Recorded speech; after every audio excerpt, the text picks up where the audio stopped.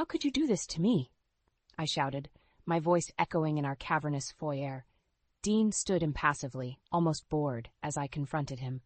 Behind him, my 17-year-old stepson, Caleb, smirked. Come on, Alana, Dean drawled. Stop with the hysterics. We both know this marriage was a business arrangement. I needed access to your money, and you wanted the status of being a corporate wife. I recoiled as if struck. A business arrangement? Is that all our decade together meant to you? Oh, please, he scoffed. You really bought into the whole till death do us part fairy tale? I enjoyed the lifestyle you provided, but now your well has apparently run dry. His words knocked the wind from my sails. I had just endured the most embarrassing board meeting of my career after a failed project cost the company millions. My job was now on shaky ground. But looking into my husband's cold, greedy eyes, I realized the difficult day at work paled in comparison to the bomb Dean just dropped on our marriage. Caleb, sweetie, talk some sense into your father, I pleaded to my stepson. He just glared and shook his head. Sorry, Alana, but I'm with Dad on this one. We heard from our country club friends that you lost your big inheritance. So if you don't have money anymore, what use do we have for you? The casual cruelty stunned me. It was then that the truth hit me like a splash of frigid water. My carefully curated life had all been a fragile house of cards. One breath of ill financial fortune was apparently enough to blow it all down. Rage and adrenaline stirred my shock into action. If cold hard cash was all that mattered to them, so be it. Get out, I hissed through gritted teeth. Confusion flashed across Dean's face. You can't kick me out of my own house. The hell I can't, I cut him off. This is my name on the mortgage, remember? You wanted access to my good credit for this palace, and since all you care about is money, consider our little business arrangement terminated. I marched over to the front door and held it open. I'll expect you both to be gone by morning. My attorney will deliver the divorce papers next week. Dean's lip curled derisively. You'll regret this, Alana. I stepped forward until we were nose to nose. The only thing I regret is wasting years of my life on a shallow, greedy coward like you. Now get out before I have you removed. For a second, Dean stared at me incredulously. Then, with a final sneer, he brushed past me out the door, Caleb trailing obediently behind. As soon as the door slammed shut, the adrenaline fueling my bravado evaporated. With shaking hands, I slid down the wall until I collapsed in an undignified heap, ragged sobs tearing from my throat. Rock bottom. After years of tirelessly climbing the corporate ladder, here I was, job in jeopardy, marriage in tatters, alone in this echoing mausoleum I used to call home. Used to being the operative phrase, because tomorrow I would start over. Rebuild. As I laid there taking stock of my new circumstances, the tears slowly dried to a hard, glittering determination. Dean and Caleb wanted to play dirty? Game on. If all they valued was net worth and public image, then consider the gauntlet thrown down. I vowed then and there to attain the kind of success they could only dream of. And once I did, I would make them regret the day they betrayed the wrong woman. The best revenge would be rising from the ashes of their callous dismissal like a phoenix. Yes, there would be sweet vindication in proving I didn't need them or their conditional affection. My worth was not defined by men who saw me as nothing more than a bank account. I would build something spectacular without them, and one day in the not-so-distant future, I would relish getting to slam the door in their faces when they inevitably came crawling back. I awoke the next morning feeling hollow and numb, the events of the previous night flooding back in a miserable wave. Dean and Caleb were gone. My fairy tale life had crumbled with staggering swiftness. As I shuffled to the kitchen to brew some liquid fortification, I passed Dean's home office. The door was ajar, and I paused, seeing the velvet ring box atop a stack of financial papers on his desk. My fingers shook slightly as I opened it to reveal the substantial diamond solitaire he had given me on our 5th anniversary. A knock at the front door jolted me from my reverie. My attorney had arrived with the divorce papers as promised. As we sat signing the documents that dissolved a decade together, I recounted the details of Dean and Caleb's ugly betrayal. My attorney's shrewd eyes narrowed. "We'll make sure this divorce is quick and quiet," she assured me. "Dean's business can't afford the negative publicity right now with that discrimination lawsuit pending against him. We'll get you favorable terms, I guarantee it." I nodded numbly. barely listening. None of it seemed to matter much anymore beyond a means to swiftly sever all remaining ties. Over the next few weeks, getting back on my feet financially became my prime focus out of necessity. The legal proceedings were moving at a brisk clip, just as my attorney had promised. Soon the day arrived when I came home one evening to see my possessions strewn haphazardly about the front lawn. Dean had clearly wasted no time reclaiming the house that was now awarded to him in the settlement, despite my name and credit on the line for it. My jewelry, designer shoes, and other valuables were nowhere to be seen. Undoubtedly already hawked by Dean in his desperate bid for liquidity to prop up his struggling business. Once a greedy opportunist, always a greedy opportunist, I mused bitterly. As the moving truck packed up my clothes and lone pieces of intact furniture to take to my new small apartment, I stood across the street staring numbly at the only home I had known for over a decade now, occupied by strangers. "You brought this on yourself, Alana," said the voice in my head that sounded disturbingly like Dean. "This is what happens when you don't take care of those loyal to you." An icy rage stirred in my gut. "Oh, don't worry, Dean," I thought venomously. "You'll soon see exactly what happens when you betray someone like me. I vow to rise from these ashes and regain everything I lost 100-fold without you. Just you wait, you reptile. My day of redemption will come." Over the next year, I shed everything about my old life: the luxury clothes and cars, the country club memberships, the circle of wealthy friends and socialites. I funneled all time and energy into resuscitating my career, slowly regaining my standing. Meanwhile, Dean's downward spiral continued as his business crumbled under the weight of discrimination lawsuits and increasingly poor leadership. Last I heard, he sold his Mercedes to cover payroll and moved into a small rental apartment much like mine. As for Caleb, the golden child, without my financial largesse, he had to withdraw from his Ivy League college dreams only one semester in. Dean could no longer afford even community college tuition. The updates on my erstwhile family's misfortune arrived via mutual contacts still in our social orbit. I received the news of their troubles with cool indifference.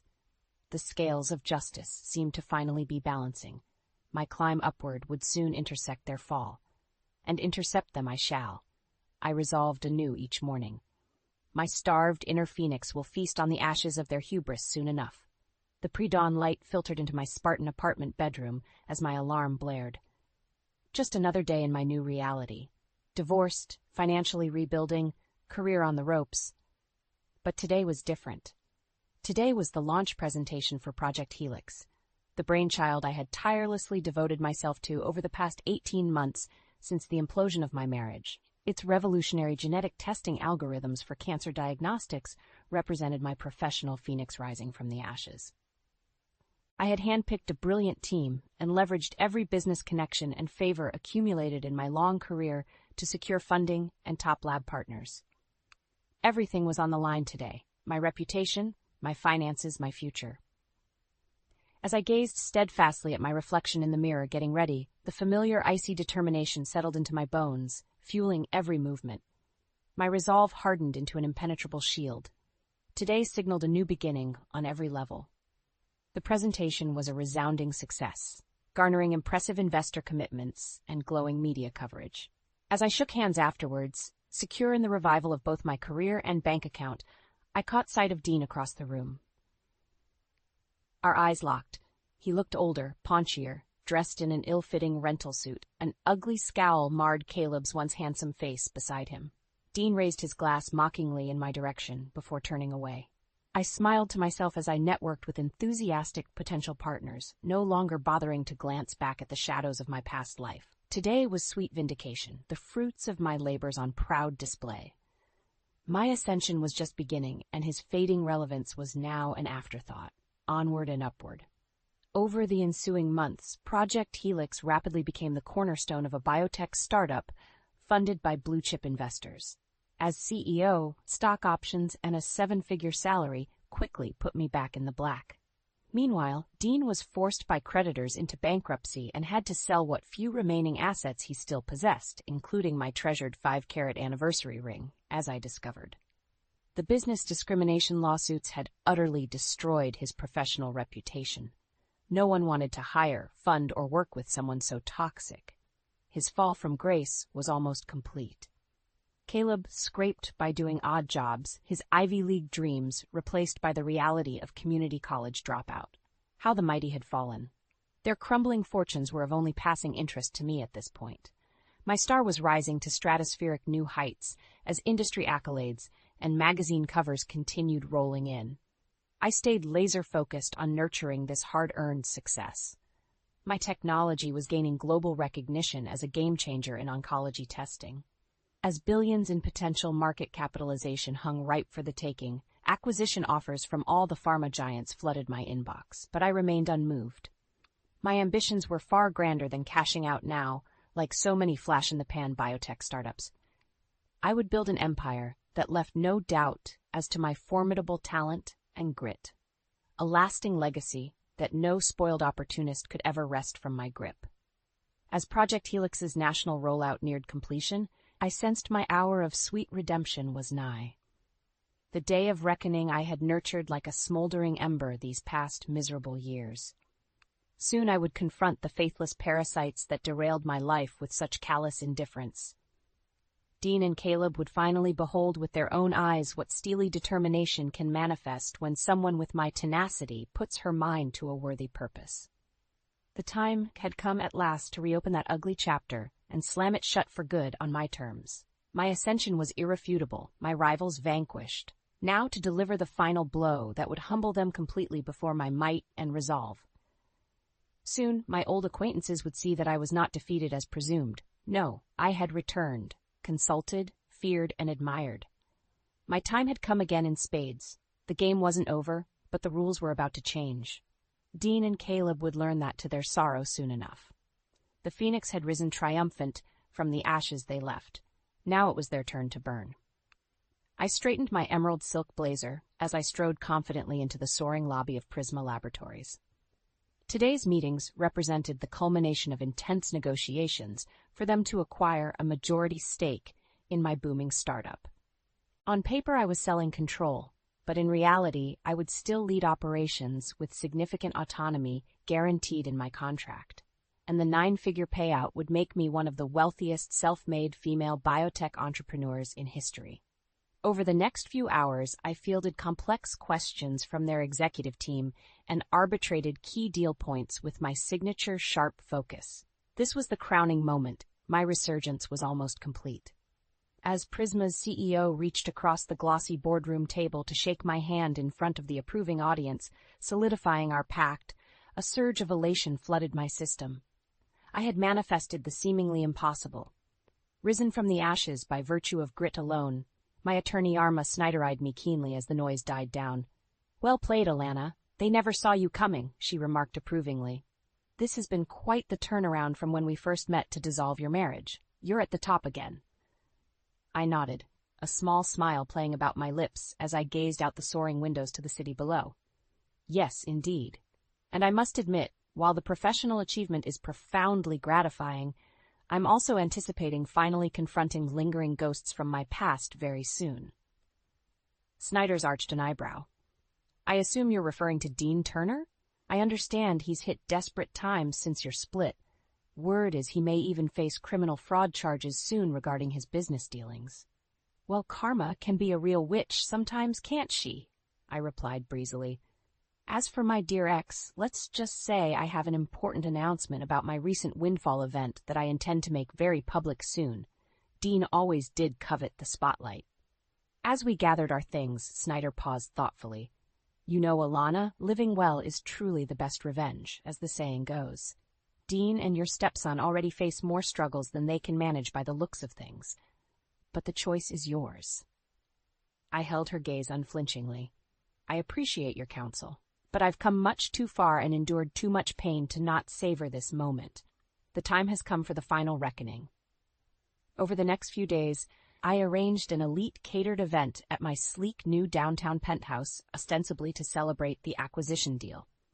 But my real purpose was setting the stage for the final act of my vengeance upon Dean and Caleb. I made a point to conspicuously invite various old common contacts I knew would relay news back to Dean in short order. As expected, word soon reached my ex about the extravagant party and my massive windfall payout. I learned from my well-connected event planner that Dean was in a state of incredulous anguish upon hearing of my spectacular phoenix-like rise from the ashes.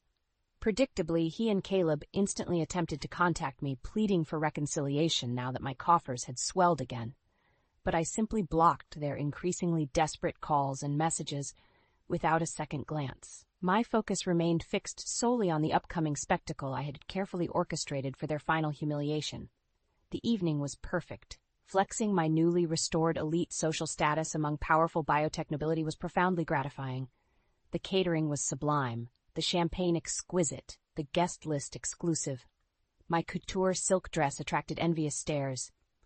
Around midnight, Dean appeared uninvited at the door, attempting to charm his way past security. But I simply requested his forcible removal from the premises without bothering to leave my conversation circle. Soon, this whole ugly chapter plaguing me these last few torturous years could finally be laid to rest.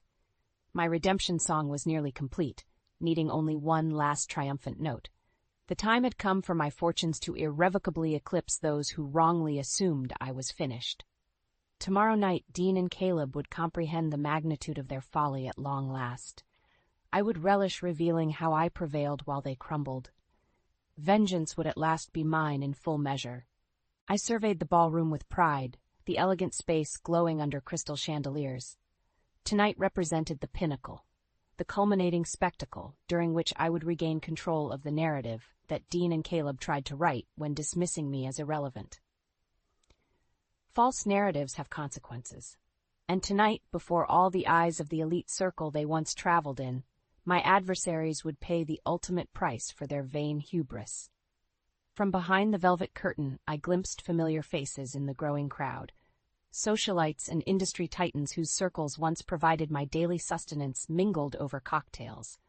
Soon they would all witness my astonishing rise from the ashes after barely hiding their schadenfreude over my supposed downfall not so long ago. A hush fell over the glamorous crowd as the lights dimmed. Then spotlights illuminated the stage where I stood resplendent in a beaded evening gown specially commissioned for the occasion. I savored the sudden shock rippling through the room. Indeed, rumors of my demise had been greatly exaggerated. Esteemed friends, colleagues, and supporters, welcome to this momentous night. My voice echoed confidently through the silent ballroom. I am beyond delighted so many familiar faces are here to help me celebrate recent events, which I shall disclose momentarily. First, a bit of context. I proceeded to recount my spectacular professional turnaround, born out of grit and vision when all seemed lost. Murmurs of surprise rippled through those who assumed bankruptcy and ruin following my brutal divorce and near-career implosion. And so it is with immense pride that I can now announce that Project Helix, my labor of love these past few years, has officially been acquired by Prisma Laboratories for a sum that shall propel my new firm, Turner Biologics, into the stratosphere. An astonished gasp went up from the audience, followed by a thunderous standing ovation as Dean's ashen face stared up at me in disbelief from the third row, Caleb shrinking behind him. The room roared with applause while my enemies grappled with this shocking public spectacle, revealing the scale of their gross misjudgment.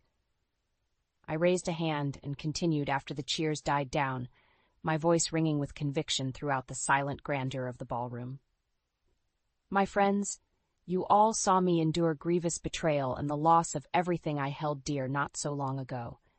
And yet here I stand before you stronger than ever, beholden to no one. My fortunes risen higher than my adversaries could have conceived.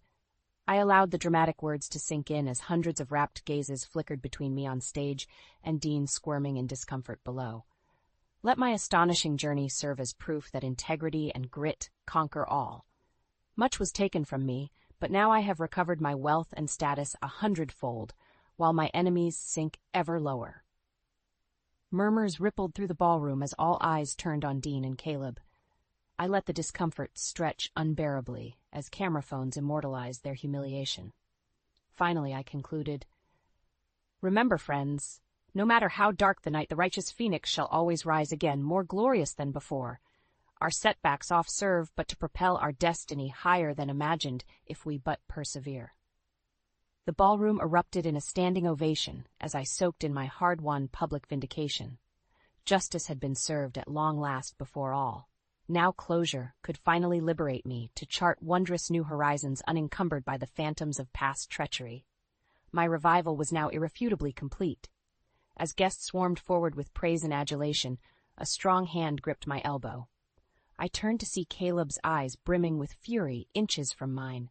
"You vindictive witch! We offered reconciliation, but you repaid our regrets with this spectacle?" He spat contemptuously before security pulled him back. I calmly held his baleful gaze. "The time for reconciliation ended when you threw me away believing you had broken me. Consider this long overdue payment for your arrogance." His glare spoke daggers before security removed him, but instead of satisfaction, unexpectedly I felt only a growing hollowness expanding in my chest. Because gazing into that warped face oozing vitriol, I glimpsed a mirror image, and felt the arms of my gleaming victory turn cold and leaden. I awoke the morning after my spectacular vindication gala, feeling hungover in more ways than one. While the champagne may have faded, the confrontation with Caleb still echoed unpleasantly in my mind. His rage and contempt was a mirror I could no longer avoid. In seeking to prove myself above their petty manipulations, had I instead lowered myself to their emotional wasteland by stooping to excess vengeance? You reap what you sow, Alana. What crops are now ripening from the seeds of bitterness and spite you've sown these past few years? I pushed the uneasy thoughts aside as I prepared for a series of major media interviews about the gala revelations. Prisma's publicity team would be leveraging the sensational arc of my comeback story as a boost for their newly acquired biotech crown jewel. Over the next few weeks, dozens of glossy magazine profiles and cable news segments broadcast the comeback queen's astonishing journey from a broken divorcee to self-made female billionaire. I should have felt only jubilation at this hard-won validation. But as I politely fielded invasive personal questions about Dean's betrayal and my Cinderella redemption, feelings of unease continued swelling steadily. Celebrity anonymity and the consolation of wealth could not fully dull the growing spiritual crisis born that night. I witnessed my own reflection in Caleb's contorted face. One morning, as I absently surveyed the impressive view from my sleek new corner office, my executive assistant announced an unexpected visitor, my old friend and attorney, Carla Snyder. As we exchanged awkward pleasantries over my exotic imported tea, I sensed this was more than a congratulatory visit. Her smile faded over the elegant china rim as she set down her cup. "Alana, I've considered us friends for over 20 years now, so I hope you'll receive this in the supportive spirit intended. Don't waste another minute on petty wars or ego when life is so fleetingly short. You have miraculously reclaimed everything denied you. Don't squander it for a false illusion of justice or power over others." Her compassionate gaze held mine unwaveringly. "Despite your success, you seem more melancholy than ever. True victory doesn't come from externally validating your worth at the cost of inner peace. Your life is yours now to fill as you choose, without constantly battling ghosts or seeking the meaningless validation of false idols." I stared silently as her words slowly dissolved my feeble inner defenses. The tears I had suppressed these past harsh years suddenly burst forth with unexpected force. Great heaving sobs coursed through me as she enveloped me in her arms. There, let the bitterness flow away," she soothed gently as months of tension flooded out. "Forgive them, forgive yourself. Be free." In that instant, the remaining scales fell away from my eyes at long last. I saw with blinding clarity that in clinging to old pain and trauma as fuel for worldly ambition, I had simply perpetuated the same bleak emotional wasteland I condemned in Dean and Caleb.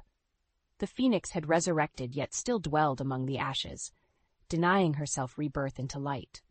No more. Today I would step fully into my new life unchained from the past. The sweet fruit of my success would be savored without vain clinging to transient validation or memories of adversity suffered. I vowed to let compassion fill my heart henceforth, for those who betrayed me, for myself, and for all souls still dwelling in shadow. My remaining years would be a testament to the resilience of the human spirit when we turn from darkness into light. I took a slow, deep breath as I surveyed the familiar surroundings of my sleek corner office one last time. Today was my final day as CEO after selling the remainder of my shares in Turner Biologics. It was time to embark upon the next chapter of my life on my own terms, unshackled from past scars or vain ambition. The acquisition had made me tremendously wealthy beyond my wildest dreams. More importantly, it gave me the freedom to walk away while still young enough to explore impactful new horizons focused on uplifting others. My assistant entered hesitantly, interrupting my reverie. "Mrs. Turner, your ex-husband Dean is here insisting he be allowed to speak with you urgently." I sighed, shaking my head wistfully. Even now, at the bitter end, he persisted, trying to charm or manipulate his way back into my good graces after recognizing the full extent of his folly. Perhaps after years inhabiting bleak emotional wilderness devoid of genuine human bonds, even someone as warped as Dean felt the occasional flicker of regret. "Escort him in, please," I requested calmly. I had nothing left to prove or fear from the faded, humbled man who entered moments later. His expensive attire barely concealed a gaunt, weary frame much aged from heavy drink and despair. This closing conversation was long overdue for both our sakes. Dean cleared his throat awkwardly. "Alana, I know neither words nor deeds can undo the harm I've caused. But for whatever it may be worth now, I wanted you to know I fully comprehend the magnitude of my reprehensible betrayal after you showed me only love and loyalty." His eyes glistened with rare emotion. "When you needed my support most vulnerable, I utterly failed and reveled callously in your downfall. Please believe me when I say few regrets have ravaged me more painfully than this. You deserved far better." I studied Dean's anguished face quietly as he awaited judgment he knew could never fully absolve the past. Had roles been reversed, would I have found compassion sooner without clinging to bitterness and hubris as fueling false strength? Did we not both lose our way, chasing empty validation once affection died? "Dean," I spoke gently at last, "nothing can alter what choices we made when anger and pride blinded us. But having walked long miles in those shoes myself, I understand how easily we forfeit our humanity, grasping at petty wins." I stepped forward and lifted his chin tenderly so our eyes met fully. True victory lies not in worldly wealth or defeated rivals. No, it springs from cultivating understanding and wisdom to halt the cycle of pain. From there flows the peace and freedom to lift up ourselves and others. This I have learned, thanks to the very bitterness and treachery that I once deemed unforgivable. Dean scrutinized my face wordlessly as long dammed tears streamed down his haggard cheeks. I clasped his hands warmly, wordlessly conveying the forgiveness long overdue between us both. Finally, I stepped back, gazing hopefully towards the door where Caleb lingered uncertainly. "My obligations here have ended. A new chapter begins for us all. Choose wisely where you walk hereon, friends, not just for your own sakes, but for those who need your light." With an encouraging smile, I turned away, then without hesitation or backward glance. The limousine waiting below whisked me towards tropical azure waters, and the blank canvas awaiting my vision for a new future, centered not on vainglory but service. For this precious chance to paint life anew, I owed immeasurable debts to protagonists of adversity now fading into memory. The phoenix had risen irreversibly from sullen embers. Shedding that tattered past with forgiveness, my resurrected wings now bore me gladly aloft towards horizons bright with purpose. Today was the first dawn where victory's glowing warmth finally filled me true from within, and I reveled joyfully in skies no longer darkened by lingering ghosts.